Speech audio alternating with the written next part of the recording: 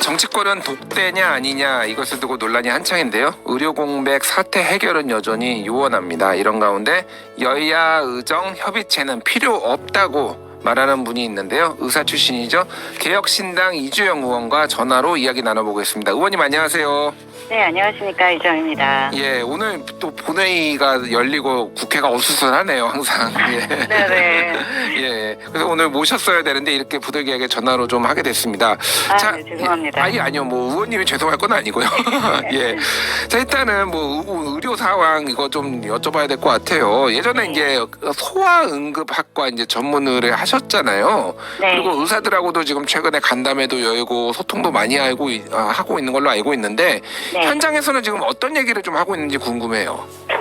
지금 현장에서는 사실 이것이 빨리 정상화되는 걸 아마 어느 누구보다도 바라고 있을 겁니다. 그런데 제가 사직할 때도 그랬지만 제가 사직하게 된 게 이 갈등 직전이었어요. 공교롭게도. 예. 그런데 그때부터 이미 여러 분야에서 사실상 근간부터 무너지고 있었기 때문에 지금 이 상황에 대해서 해결을 위해 나오는 여러 안들이 실효성이 없고 너무 급진적인 부분도 있고 현장의 목소리를 전혀 반영하지 못하고 있다. 이런 의견이 주를 이루고 있고요. 특히 전공의들이나 의대생들 같은 경우에는 실제로 가장 원하는 것이 정상적인 그리고 제대로 된 교육을 받고 싶다는 이야기를 가장 많이 합니다. 그래서 예. 계속 현장 이야기 들으면서 소통할 수 있도록 노력하고 있습니다. 알겠습니다. 자, 근데 정부 인식은 약간 다른 것 같은데요. 윤석열 대통령이 지난 화요일에 한 발언부터 먼저 들어보도록 하겠습니다.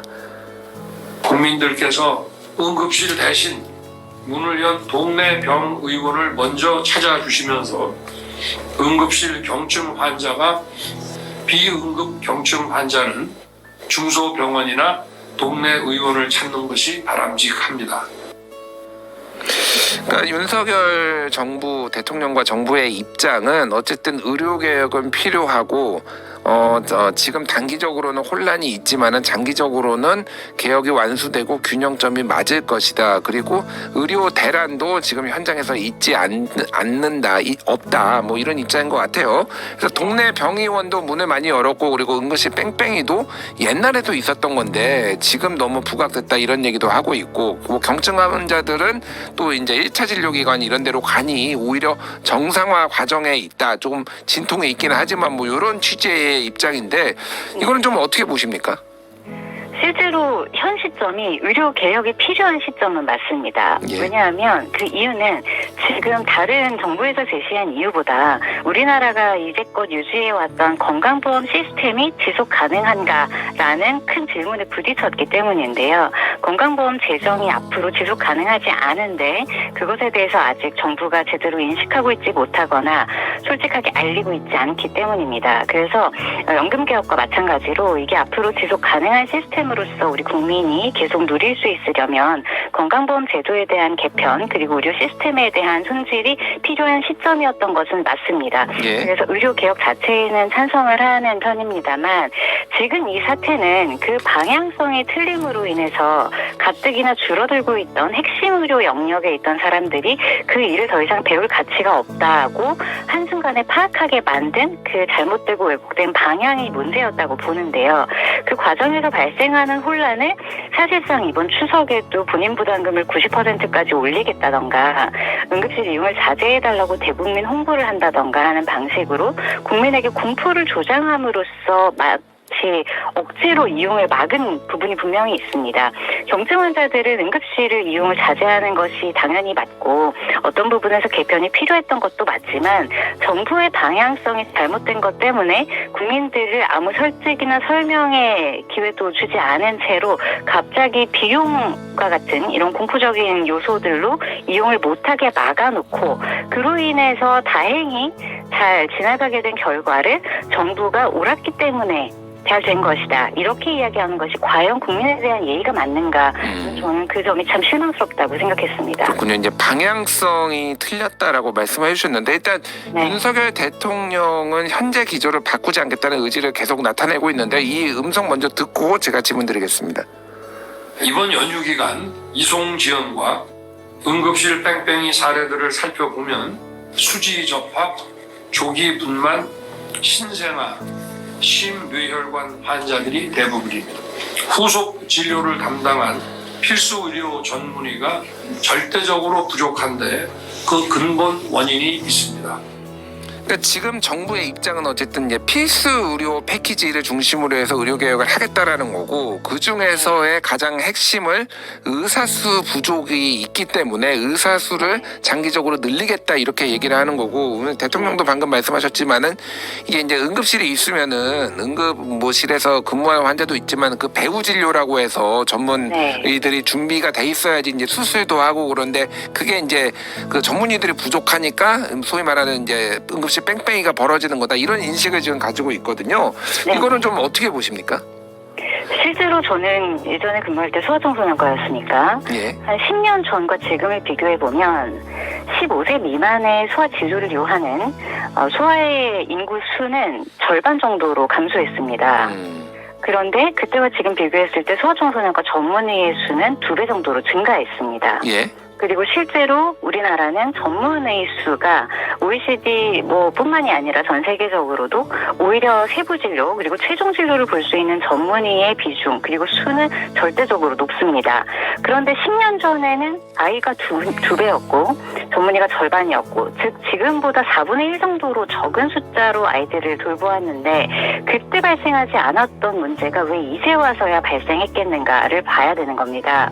실제로 제 동료들도 소아청소년과 진료를 하던 사람들이 많았지만 예. 지금은 긴 시간을 들여서 본인이 열정을 가지고 배웠던 영역인데 실제로 소아진료를 지금 유지하고 있는 동료들이 많지 않습니다. 그렇기 때문에 이것이 수를 늘리는 것만으로 해서 지금의 구질적인 시스템적인 문제, 법적인 문제, 그 외의 사회문화적인 것들이 바뀌지 않는 상황에서 이거 어느 정도의 숫자를 더 뽑아야 있는 문제가 완전히 사라질 정도로 멀쩡하게 돌아가겠는가. 만약에 그렇다면 그 외의 부작용이 훨씬 더 클 거라고 보는 거죠. 그렇군요.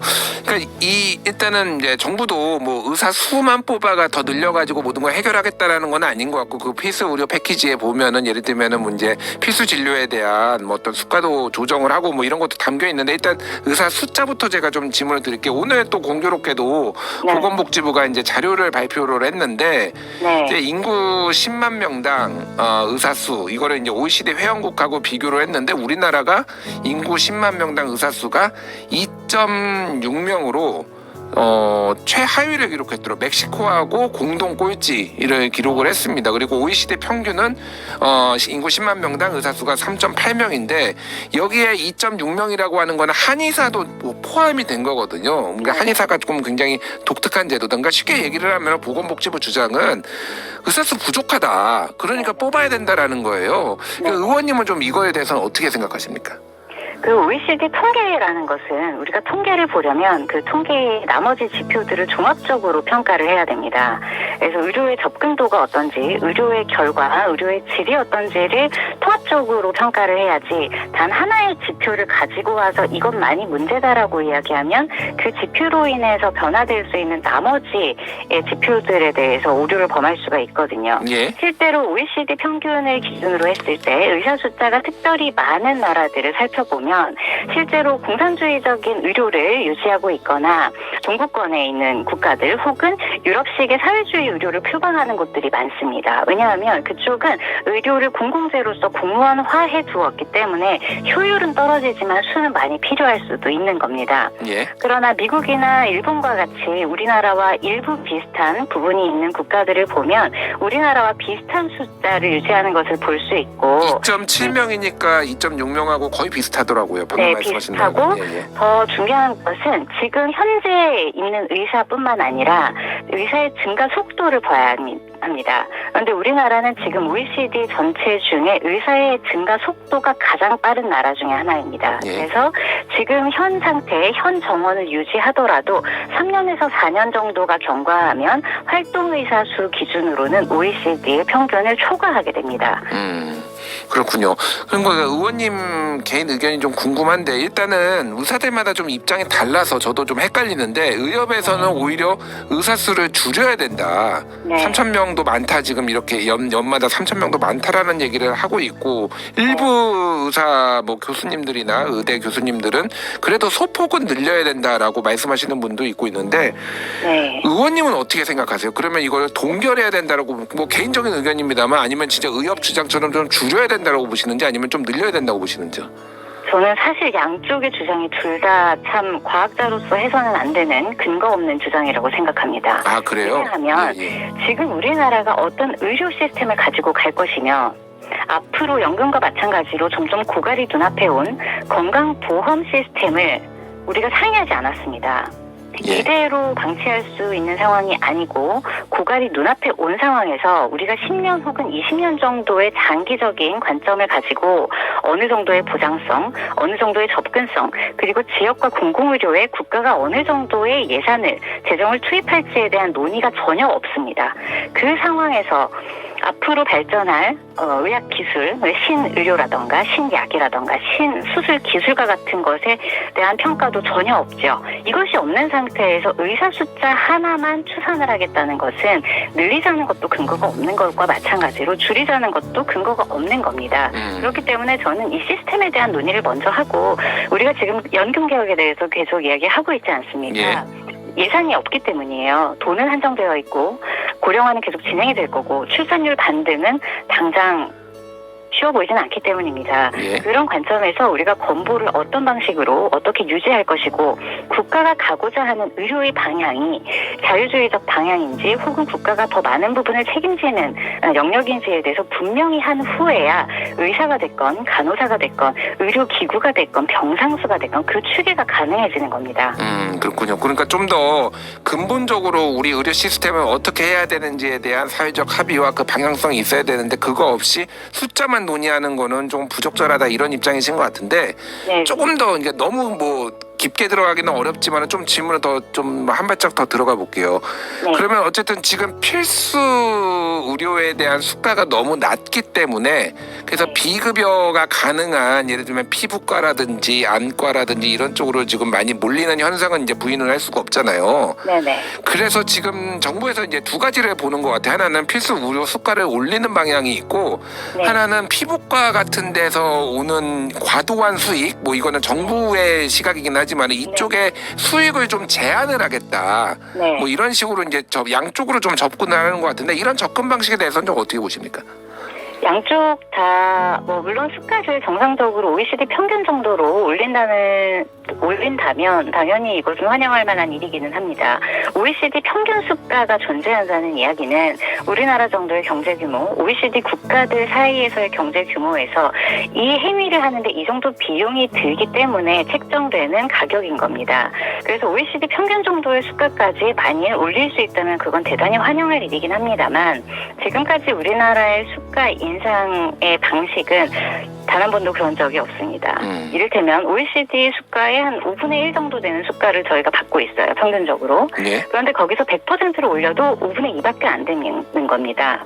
여전히 유지하기가 어려운 수가인 거죠. 알겠습니다. 그러니까 지금 그러면은 이제 획기적으로 많이 올리는 게 의원님은 답이라고 보시는 건지 아니면은 답이나 재정은 한정되어 있기 때문에 지금처럼 더 넓은 방향으로 보장성을 계속 확대할 수는 없을 거라고 보는 겁니다. 정말로 필요한 영역, 국가가 보장해야 하는 생명과 직결된 영역은 어떤 부분 파격적으로 올리면서 이 기술이 유지되게끔 유도하는 것이 중요한 거고요. 그 외의 것들은 아까 미용이나 이런 시술에 있어서 국가 입장으로서는 이것을 과도한 수익이다 이렇게 얘기를 했는데 이 영역은 국가와의 계약이 전혀 존재하지 않는 영역입니다. 하나의 상품으로서 공급자와 수요자 간에 1대1의 계약이 성립하는 영역이에요. 사실상의 자영업인 겁니다. 그래서 이 영역의 것들에 대해서 이 영역에는 사실상 핵심적인 부분보다는 보완적인 의료들이 훨씬 많습니다. 여기에 대해서는 공급자 입장에도 수요자 입장에도 자율성을 더 많이 허가하는 것이 저는 좋은 방향이라고 보는 겁니다. 알겠습니다. 만약에 이것을 과도하다고 이야기하면 예? 의료 이외의 모든 산업, 1대1의 계약이 체결되는 모든 산업에 대해서도 동일하게 과도한 수익이라는 개념이 적용되어야 하는데 저는 그것이 자율시장 경제를 표방하는 우리나라에는 적절하진 않다고 생각하는 겁니다. 알겠습니다. 건보 재정 말씀하셨는데 이제 국민들이 또 궁금해하는 게 이게 있더라고요. 지금 네. 뭐 윤석열 정부가 가는 방향이 어쨌든 전공의를 대체해서 전문의 중심으로 가겠다라고 하고 있고 필수 네. 의료에 대해서 얼마나 올릴지는 모르지만 그 수가도 올리겠다라고 하면은 네. 결국은 건강보험료 많이 올라가는 거 아니냐. 이거에 대해서 사실 정부가 명확하게 어느 정도 추산을 내놓거나 그러지는 않았거든요. 의원님이 보시기에는 전문가로서 건강보험료 많이 올라가나요? 그렇게 방향이 되면은? 건강보험료를 많이 올리지 않기 위해서 어느 정도는 보장성을 축소할 필요가 있는 겁니다. 지금은 불필요하게 확장되어 있는 보장성이 너무 많고 이를테면 소아 같은 경우에도 본인 부담금이 추진의 경우 뭐 900원에서 1000원대 초반, 예. 진의 경우에는 600원 정도를 본인 부담금으로 냅니다. 물론 소아의 영역에 있어서 우리가 더 많이 지원을 해야 되는 것은 사실이나 본인 부담금을 너무 줄이게 되면 오히려 의료 쇼핑이 늘어나는 경우가 있고 또 그 진단이라던가 치료를 믿지 않아서 본인이 원할 때까지 계속 여러 병원을 다니게 되는 부작용이 발생할 수밖에 없습니다. 의료에 대한 신뢰도를 낮추고 낭비를 조장하게 되는 방향인 것이죠. 그렇기 때문에 그런 부분에 있어서 우리가 앞으로의 건보 보장성 영역에 있어서 그리고 본인 부담금을 앞으로 어떻게 합리적으로 책정할 것인지 왜냐하면 지금까지는 그렇게 하지 않아도 됐습니다. 예. 충분했기 때문인데요. 지금은 65세 이상 인구가 전체 인구의 14% 정도인데 그분들이 의료비 총액의 40% 정도를 사용을 하십니다.